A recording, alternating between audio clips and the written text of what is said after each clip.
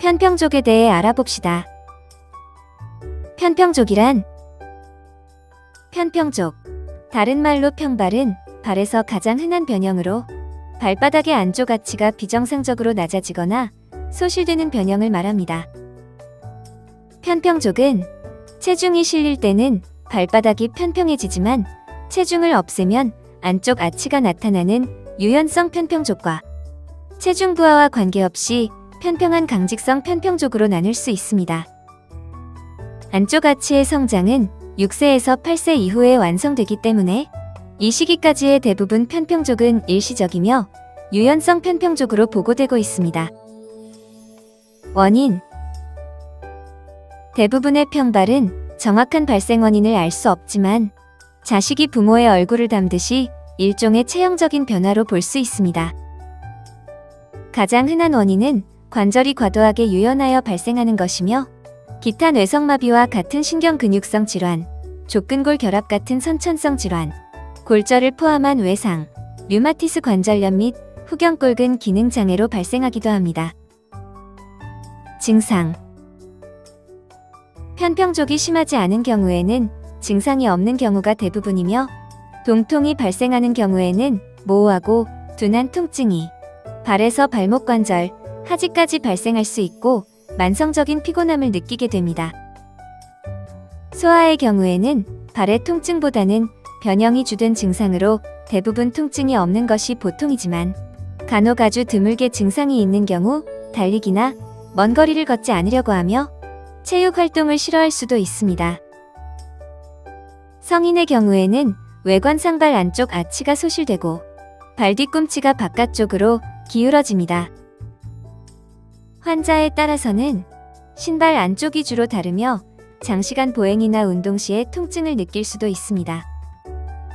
흔히들 생각하는 평발은 대개 강직성 편평족을 말하는 것인데 강직성 편평족인 경우에는 그 원인 질환에 의한 통증이 발생하거나 발을 자주 삐는 증상이 생기기도 하며 특히 후경골근 기능장애와 관련한 통증 및 족부 기능장애가 초래되기도 합니다. 진단: 평발이 유연성인지 강직성인지를 구분하기 위해서 발 뒤꿈치를 들고 서거나 엄지발가락을 위로 들어 올렸을 때 발의 안쪽 아치가 형성되는지 여부를 관찰합니다. 유연성 편평족은 엄지발가락을 위로 들어 올렸을 때 가마올림 효과에 의해 아치가 나타나지만 강직성 편평족은 엄지발가락을 위로 들어 올려도 아치가 나타나지 않습니다. 또한 무릎 관절이 X자형인 경우나 허벅지 뼈 또는 종아리 뼈의 회전 변형이 동반되는 경우가 있어 이에 대한 진찰을 시행하게 됩니다. 전신적인 유연성 여부를 알기 위해 발목, 무릎, 손목, 손가락 및 팔꿈치 관절의 운동 범위를 측정하며 아킬레스건 단축 여부를 알기 위해 발목 관절의 운동 범위를 측정합니다. 치료: 대부분 소아의 유연성 편평족은 치료가 필요 없습니다.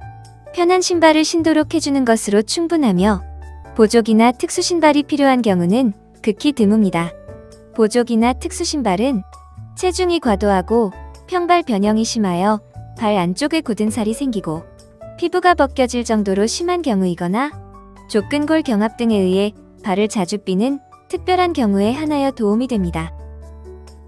하지만 보조기나 특수 신발 또는 아치지지대 깔창을 조기에 착용하는 것이 평발 변형을 교정시킨다는 주장은 의학적으로 전혀 근거가 없습니다. 과학적으로 보장구나 깔창을 착용시킨 어린이와 그렇지 않은 어린이를 거의 같은 조건으로 비교한 결과 증상과 변형의 진행 등이 양쪽 모두 동일하게 나타났습니다. 특히 보통 10세에서 12세까지 정상적으로 소아발의 아치가 높아지는 자연경과와 구별하기 어렵습니다. 보존적 치료: 증상이 심한 경우에는 신발 내에 아치 지지대 깔창을 착용할 수 있습니다.